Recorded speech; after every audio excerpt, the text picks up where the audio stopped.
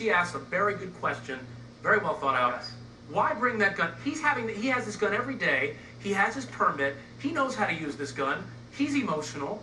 Why bring the gun in the house? We talked to him about that both, on the stand and off the stand.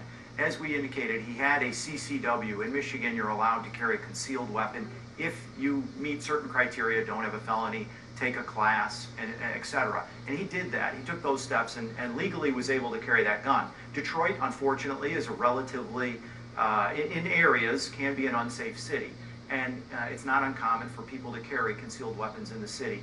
And what I think is important, what maybe didn't come out in the trial is, think about these 24 hours or just less than 24 hours. He gets this call in the afternoon on Sunday or towards dinner time. They go to the hospital that night. Basically, everybody's up all night. There's a phone call at 3 in the morning. He's up again at 6 in the morning. He can't sleep. Everybody's on edge. And that is in both families. Everybody's on edge. He gets up in the morning, and the weird thing about the toothpaste and brushing the teeth, he said to us, I forgot to brush my teeth that morning. I mean, he walks into that house at 10 a.m. It seems like 10 a.m. Yeah, you had a good night's sleep, whatever. He didn't. He was a mess that morning. All right, but David, he has the presence of mind to go out, get his toothbrush, brush his teeth. But when he's going out to the car, wouldn't you think, let me drop the gun and come back in? Because this is obviously getting me agitated.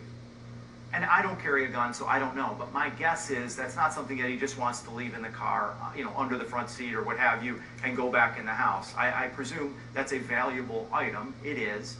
And he'd rather keep it on his person. I'm just speculating, but rather keep it on his person rather than to leave it in the car. All right, David. But again, as I indicated, no gun, no death, and we're not here today. David, I want to take our next caller. Christine, before I go to you, I want to take our next caller just so we can make sure we address our viewers here. Diana in Illinois. Diana, how are you doing today? Okay, how are you? Good. Diana, what are your thoughts on this? Okay, well, my thought is that this man got off way too easy. He should have been put in jail, and they should have threw away the key. And I would like to ask a question for the defense attorney, because I can't understand how he can defend this man, even today, because this man executed his baby boy. Blood. It's just, I don't know, it's just so hurtful. This man's heartless. He has nothing. Diana, in so many trials, such a tough trial to deal with. Diana, thank you so much for that input. David, answer the question. It's a question that a lot of lawyers get, a lot of us lawyers, when we're defending clients. How could you defend this client given what he did? And Ryan, I know you have defended clients, and Midwin does, and many do. And it's just part of our system that we have. I'm not saying what he did is correct, nor did Corbett. We abhor what happened on that day. We find it horrible. It was a very difficult case to take on in the early stages for Corbett and I. It turns your stomach, as a defense attorney, as anybody. It was horrible. All right. But this man deserves a defense. We have a system set up in the United States of America that I think is the best system, in my opinion. Right. And it declares that the defendant is entitled to certain constitutional rights and gets a lawyer to come in and defend him.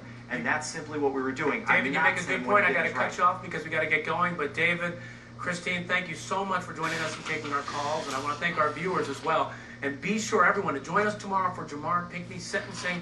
He faces up to life in prison for the murder of his 15-year-old son. Now, also tomorrow,